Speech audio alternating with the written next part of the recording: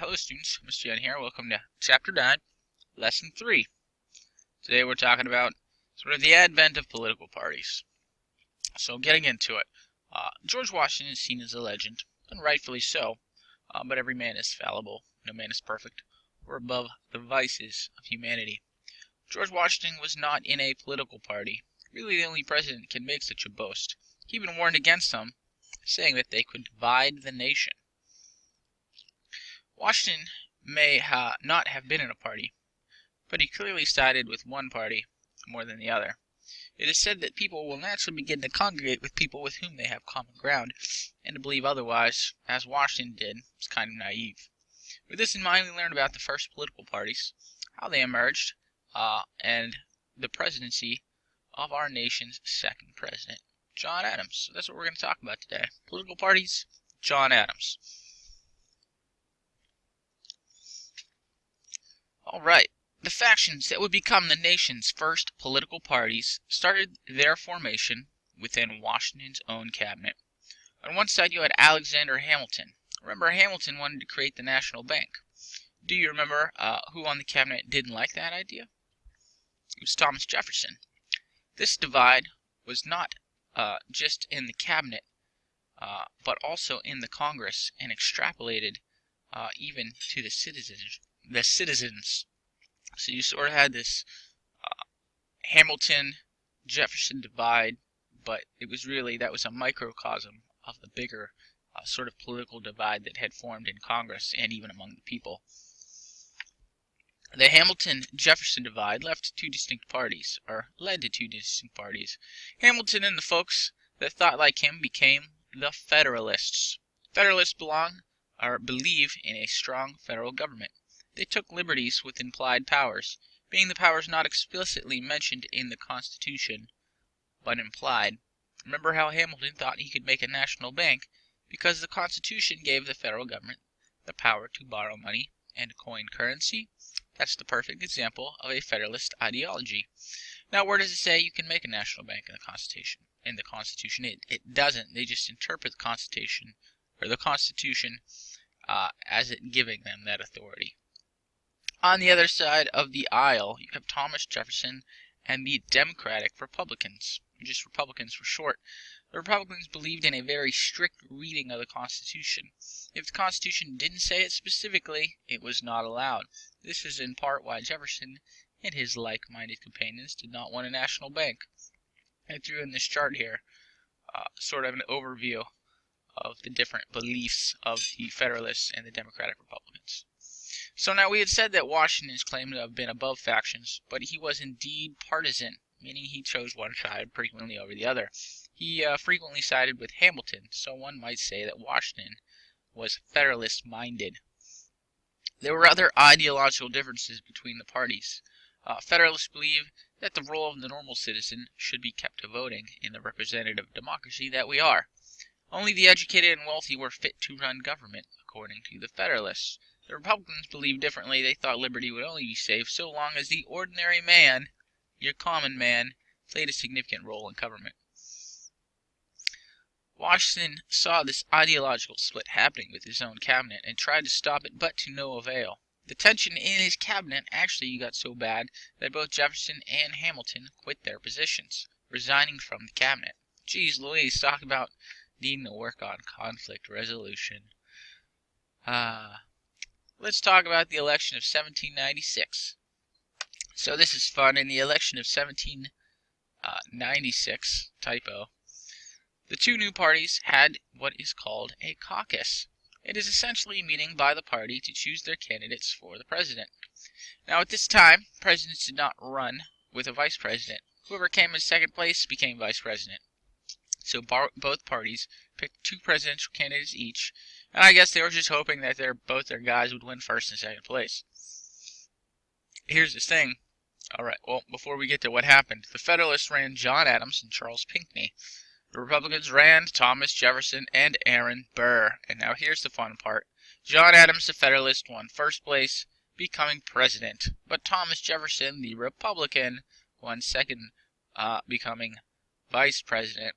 That's some real Big Brother-esque reality TV drama right there. Awkward turtle. So Adams seemed like a pretty solid presidential elect. He served 2 terms as Washington's vice president. Impressive, impressive. He was a very prominent patriot in Massachusetts during the Revolution. We like that too. And remember how he defended those redcoats from the Boston Massacre. Very fair. One would think he'd be a really awesome sauce president. However, his 1 term in office was pretty tumultuous.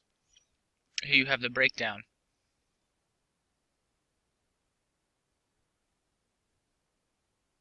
So, the presidency of John Adams. We start right off the bat with the XYZ affair. You see, when Adams assumed the presidency, France is what I call poopy pants with America.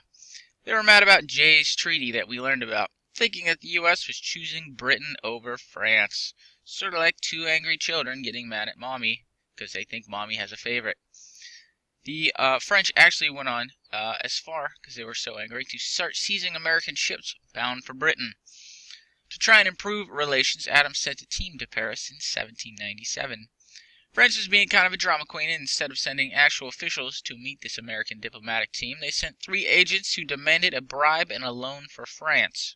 The Americans refused, and when Adams found out, he in turn was super poopy pants and told Congress to prepare for war. The whole XYZ affair actually had policy implications at home. The people found out, and they became suspicious of foreign influence in government. They also became suspicious of aliens, but not those type of aliens.